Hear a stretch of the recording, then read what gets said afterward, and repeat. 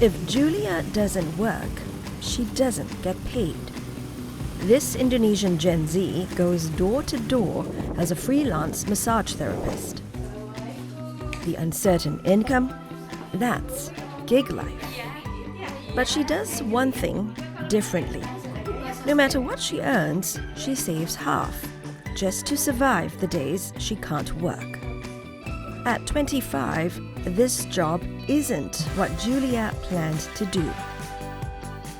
Aduh, malu nggak sih pekerjaannya seorang terapis yang biasanya tuh kan tukang pijat dilakuinnya sama emak-emak gitu ya.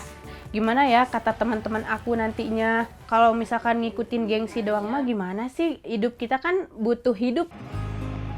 Julia used to work in a fashion company, but the job came with a problem. Saya punya penyakit asma, nggak bisa kedinginan, terus alergi debu juga. The conditions kept triggering her asthma, so she left. Today, each workday starts the same way, checking for clients and hoping someone books. Setiap hari tuh kayak mikir, ada klien yang masuk nggak ya hari ini? Julia is paid per session.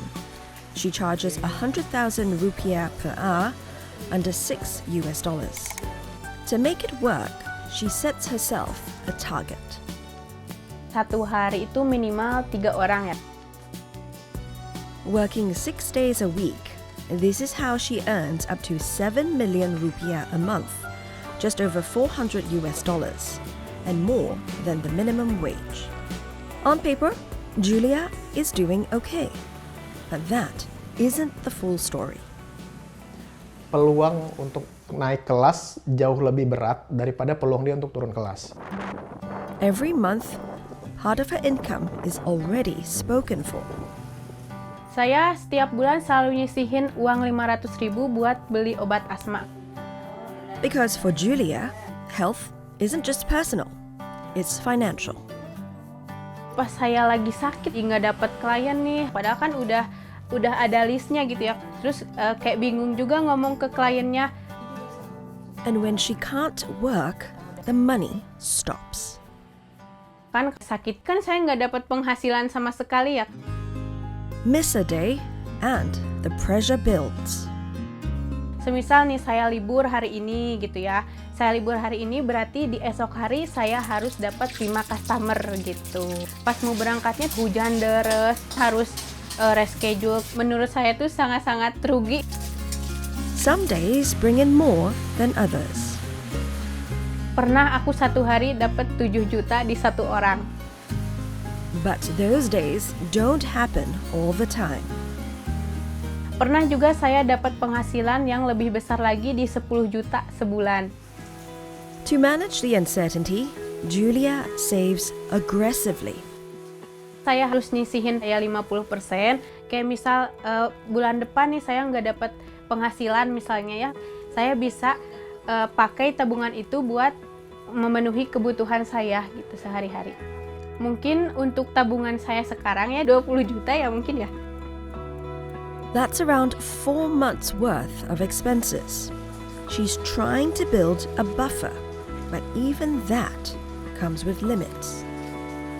50% dari pendapatan berhasil disimpan. Persentase yang sangat bagus ya.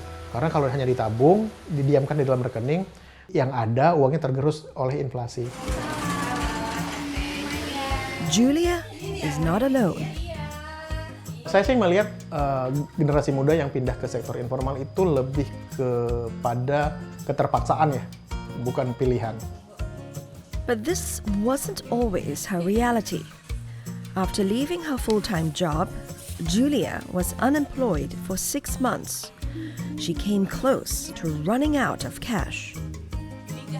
Saya masih ingat punya uang 50.000 waktu itu. Itu tuh benar-benar 50.000 terakhir. She used that 50,000 rupiah to pay for transport to her first massage client.